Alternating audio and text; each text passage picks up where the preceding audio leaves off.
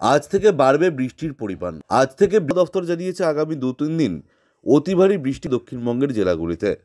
কমবে তাপমাত্রা, স্বস্তি পাবেন দক্ষিণবঙ্গের মানুষজন। ওদিকে বর্ষা এখনও না ঢুকলেও তবে আবহাওয়া দফতর সূত্রে পাওয়া আজ রাজ্যের কোন কোন জেলাগুলিতে রয়েছে বৃষ্টির সম্ভাবনা, এই বিষয় নিয়ে কি জানা যাচ্ছে এই ভিডিওটি শেষ পর্যন্ত দেখবেন এবং আপনি আপনার জেলার নাম ভিডিওর কমেন্ট বক্সে আমাদের জানিয়ে দেবেন।